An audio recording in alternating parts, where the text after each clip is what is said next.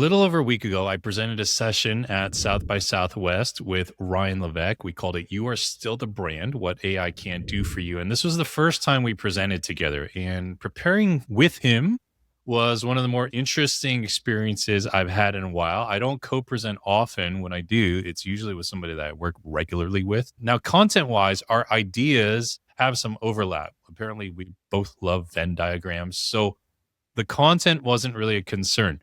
The fun and the opportunity was more in seeing how differently two people prepared to arrive at the same destination. A few weeks before the event, Ryan and I jumped on a call to toss around ideas. Then we sent each other our slides. He had like 20 slides of frameworks, diagrams, and magazine worthy photos of his family and farm. Me, a whopping 5 slides. One was a ratchet ass screenshot of AOL Instant Messenger with a crying face emoji, a Venn diagram. I told you we both love them, and some stick figures. Like, seriously. So there were no magazine worthy photos of my apartment in traffic congested New Jersey. They did not make the cut. Now, most of the time, we only ever see the finished version of what someone else is working on, the polished deck, the confident delivery, the wardrobe. And yes, we made sure to tell each other what we were going to wear. But co-presenting this session gave me a rare window into how someone I respect actually does their work. And it made me rethink a few things about my own process. And I actually developed some new ways to teach my material. Now, Ryan and I stayed up late the night before working on our talk. We were in the same Airbnb and we rehearsed a cold open together. This was his idea, where I would say, "My name is Mike Kim, and I believe the only business worth building is around your personal brand." And he would follow with, "My name is Ryan Levesque, and I believe the only business worth building is a category of one business." Now, I use the image of a campfire often when talking about building a personal brand, and Ryan suggested we use more fires, like more fires. So we ended up with fireworks and dumpster fire. And that 3-part fire analogy absolutely nailed it. And I'm going to use it forever. It also scratched the itch that I have, this oddly profound love of saying the phrase dumpster fire. Just go ahead, say it right now, wherever you're watching this or listening, just say dumpster fire. Now, say it about someone you totally know whose life is a dumpster fire. I will not judge, but go ahead. Like, let some of that stress out. Blank is a total dumpster fire. Feels good, right? All right, back to the story. Now, I was pretty fried that night because the day before I had a VIP day with a client, and earlier that day I hosted my mastermind like all day. It was an all-day engagement, so I was pretty tired. I was ready to crash, and I am pretty sure I heard Ryan rehearsing all of our transitions in the kitchen while I was drifting off to La La Land, and I could tell that this was how he approaches every presentation, every piece of content he creates. It gets his full attention and care. Not to say that I don't prepare, we just have very different approaches. And I was legitimately inspired by how much he puts into his craft. Now, over the years, 3,000 stages have taught me a thing or two. The morning of our session, my lav mic, the one that clips right on your shirt here, wasn't working during sound check. And between me, Ryan Levesque, and my friend Ryan Coral, who graciously offered to come film our session, we were outnumbered by like a small army of audio technicians trying to get this right.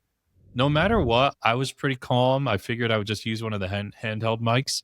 And I do need to give some credit to my past life here. I've been on a stage, again, probably low estimate, like 3,000 times in my life, between years of leading music at church and playing in bands and speaking at conferences. The stages have looked different over the years, but the reps accumulated regardless. I've had so many experiences on stage where in-ear monitors cut out, or guitar strings break, or the sound techs press a button that just creates head-splitting feedback.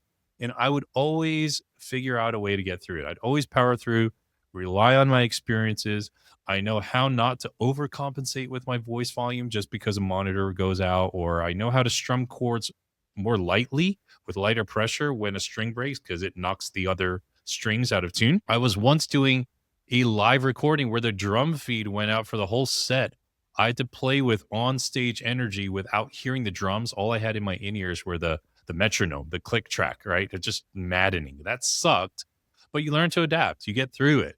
Now, all those years of preparation were for what I do today, right? They were just spread across 2 decades.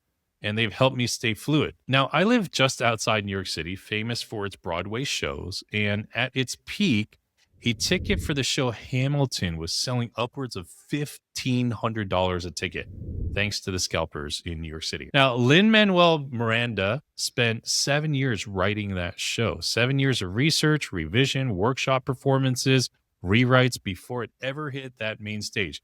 When you watch it, the performers look like they're freestyling. The energy, it feels spontaneous, almost improvised, but every single word, every pause, every beat, it is meticulously composed. It is arranged. It takes a ton of preparation to make things look that easy. If you walk a few blocks off Broadway after Hamilton, you can duck into an alleyway and walk into an improv club for $15 for a cover charge. Now, I've gone to my fair share of these. Most have absolutely been terrible. $1,500 versus $15. Powerfully prepared versus made up on the spot. One demands top dollar, the other is priced accordingly. You decide.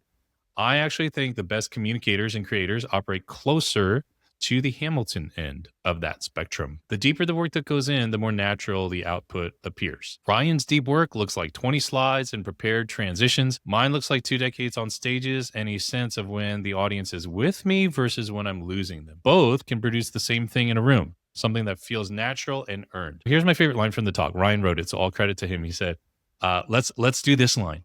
Mike is the tall, good-looking Asian guy. I am the short, bearded, Caucasian guy. Room erupts in laughter. Forget Tina Fey and Amy Poehler. They should have Ryan and I host the Oscars next year. All right, we'll kill it. All that said, if there's a through line to all this, it's that the work you've been putting in over years and years, the reps, the study, the taste you've been developing when no one's watching, all of that matters. You just can't always see it clearly from the inside. Sometimes it takes standing next to someone who works differently from you for you to see your own process. If you get a chance to collaborate with someone you respect, take it. I'm absolutely going to have better pictures on my slides now, thanks to Ryan. Now, if you found this helpful and you're watching on YouTube, it would mean a lot if you would hit the like button. If you haven't subscribed to the channel yet, please hit subscribe. That helps get word out about what I'm doing here. If you're listening on the audio podcast, it would also mean a lot if you would leave a rating or a review wherever you're listening, Spotify, Apple, whatever channel that is. And if you are interested in finding out more about some of the work that I'm doing with aspiring authors, I ran an accelerator a couple of months ago. Then we did an intensive a couple of months ago as well. I'm really, really passionate about helping you find your voice and architect your book. I have all different levels. Just get on the waiting list at mikekim.com/write your book. No obligation to join anything. But if you are sensing and feeling and really seeing that books are very, very important to the work that you do, get on that wait list. And I will have some options here available over the next couple of weeks. All right. Till next time, live your message, love your work, leave your mark on the world. And I will see you back here very soon.